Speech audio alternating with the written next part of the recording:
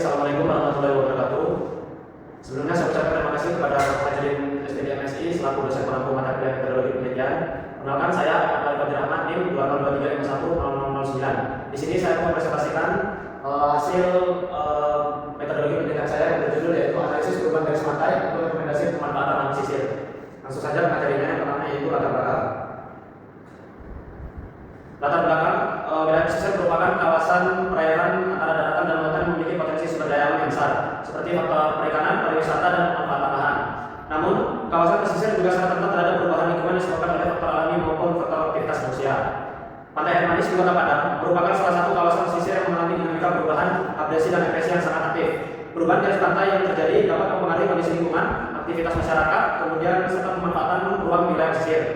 Kemudian, di programnya analisis ini, perubahan garis pantai menggunakan teknologi penginderaan jauh dan sistem informasi geografis untuk mengetahui pola perubahan yang terjadi.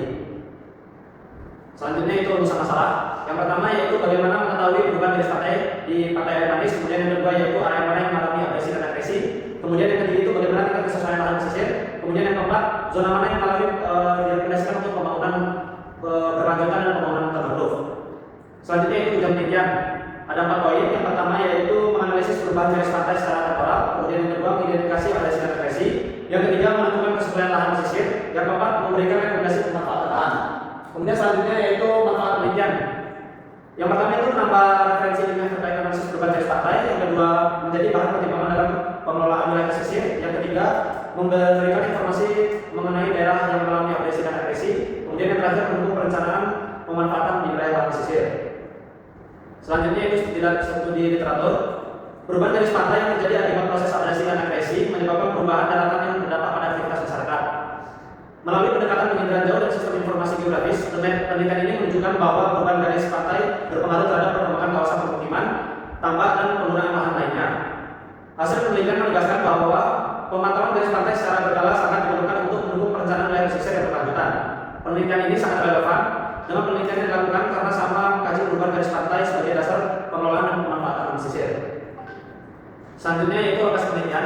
Untuk lokasi penelitian kali ini dilaksanakan di pesisir Pantai Air Manis yang terletak di Kota Padang. Kenapa dipilihnya kawasan ini? Karena kawasan ini sangat aktif dinamika perubahan garis pantainya karena memiliki nilai strategis sebagai kawasan pariwisata umum di Kota Padang serta merupakan kawasan yang dihuni oleh masyarakat yang kehidupannya bergantung pada sumber daya dari wilayah pesisir. Selanjutnya yaitu alat dan bahan. Untuk perangkat keras yang digunakan ini terdiri dari laptop, kemudian JPEG GNSS, kemudian kamera digital dan alat tulis seperti Tautur. Untuk perangkat lunak yaitu ArcGIS, kemudian FV, Google Earth, dan Microsoft Excel. Digunakan dalam tahapan pengolahan. Selanjutnya itu bahan. Di sini yang pertama itu data posisi garis pantai yang dapat menggunakan GPS geodetik. Kemudian data observasi kondisi fisik pantai, kemudian data citra satelit bersumber dari Copernicus untuk mendigitasi perubahan garis pantai. Selanjutnya yaitu data alir. Di sini saya mulai dari pengumpulan data. Data yang dikumpulkan itu data berupa data citra, kemudian data DEM, kemudian data survei lapangan. Yang selanjutnya dilanjutkan dengan pra pengolahan citra. Di sini dilakukannya parisimetrik atau radiometrik terlebih dahulu, kemudian mapping area wilayah studi, kemudian dilanjutkannya digitasi kepada citra.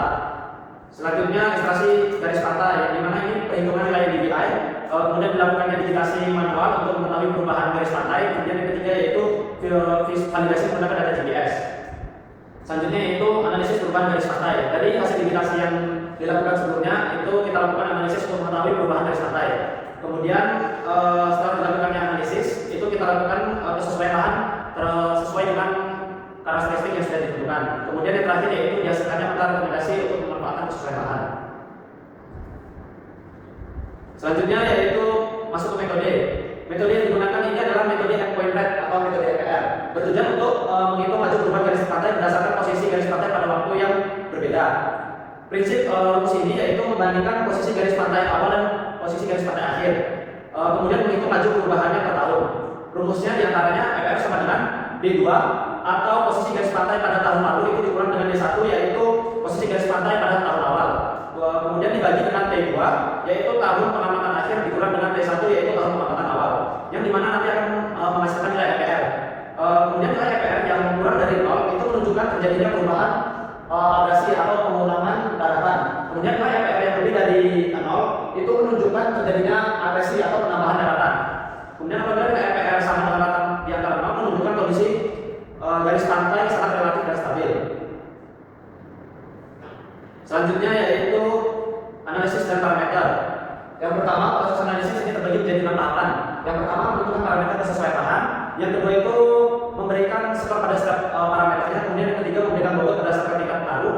Kemudian yang keempat melakukan proses weighted overlay. Kemudian yang kelima menghasilkan kotak kesesuaian. Kemudian yang keenam mengklasifikasikan hasil dari setiap zona sesuai dan tidak sesuai atau sesuai bersyarat. Selanjutnya yaitu parameter yang digunakan yaitu yang pertama laju agresi. Alasan penggunaannya itu menunjukkan tingkat kerentanan wilayah terhadap perkisaran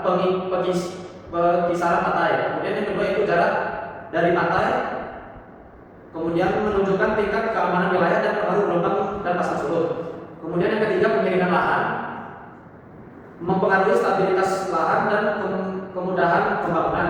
Yang keempat itu tutupan lahan, berguna mengembangkan lokasi existing serta tingkat perlindungan alami di wilayah pesisir. Kemudian yang di akhirnya pada metode ini dihasilkan analisis menghasilkan 3 kelas kesesuaian lahan. Demikian presentasi yang dapat saya